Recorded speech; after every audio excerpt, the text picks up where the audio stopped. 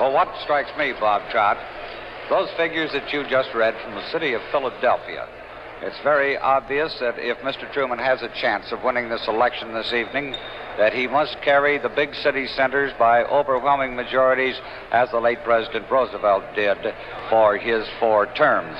However, your figures from Philadelphia show that in this normally big, overwhelming Democratic city, President Truman is leading Governor Dewey by only 2,000 votes. That would seem to indicate at this early hour that as Governor Dewey piles up his outstate majority, as outstate Pennsylvania always goes Republican, that while the figures are not definite as yet, we may count on Pennsylvania being in the Republican column when the votes are counted definitely this evening.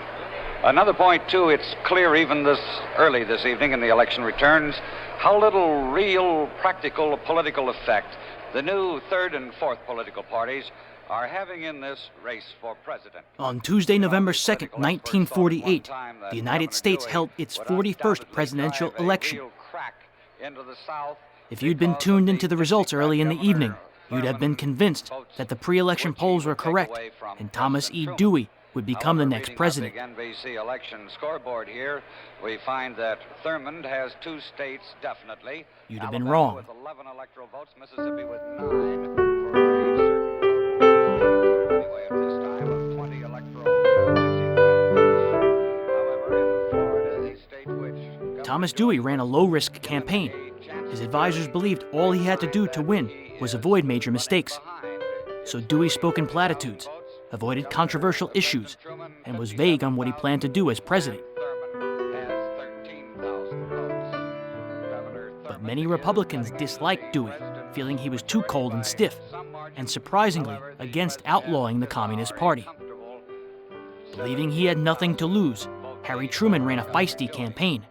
He ridiculed Dewey's platitudes and claimed communists were rooting for a GOP victory to ensure another Great Depression. Energizing traditional Democrats, as well as Catholic and Jewish voters, Truman also fared surprisingly well with Midwestern farmers. When it was all over, Harry Truman's victory was considered one of the greatest election upsets in American history, garnering 303 electoral votes to Thomas Dewey's 189. We have obtained the results from the state of Ohio, which assures victory for President Truman and Senator Barkley. With Ohio's 25 electoral votes, President Truman and Senator Barkley will have a total of 266 votes in the Electoral College. This is the minimum figure necessary for victory.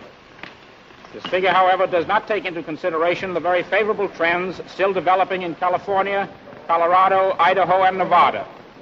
The final Truman-Barkley total will reach and exceed 279 electoral votes. It marks a tremendous victory for American labor. For to the organized political efforts of the American labor movement, much credit for this victory must be given. But it was not labor alone which brought about this democratic victory. Tribute must be paid to the thousands of democratic workers who labored long and hard to get out the vote. And most of all, tribute for this victory must be paid to all the American people, working men, farmers, professional men and civil servants, businessmen, and the millions of housewives who helped swell the Democratic vote. They showed that they are politically alert and completely able to judge candidates and political parties on their record of performance. The American people have shown what they want. They have given the Democratic Party a challenge. The Democratic Party will live up to its great trust.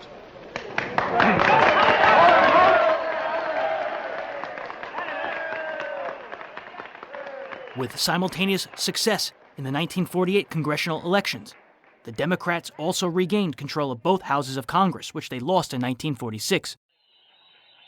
The next day, Harry Truman spoke in Independence, Missouri. Thank you, Mr. Mayor, and my fellow townsmen and citizens of this great county named after Andrew Jackson. I can't tell you how very much I appreciate this turnout to celebrate a victory, not my victory, but a victory of the Democratic Party for the people.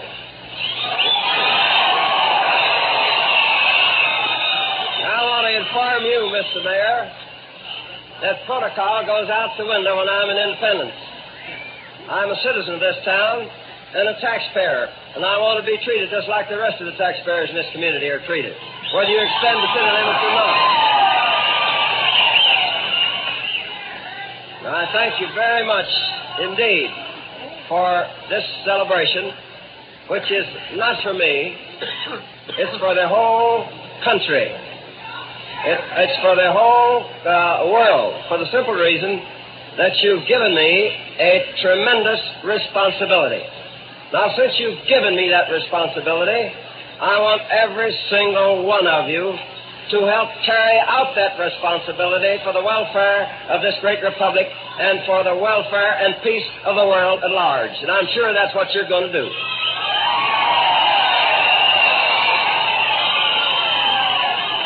I can't begin to thank the people who are responsible for the Democratic Party winning this great election.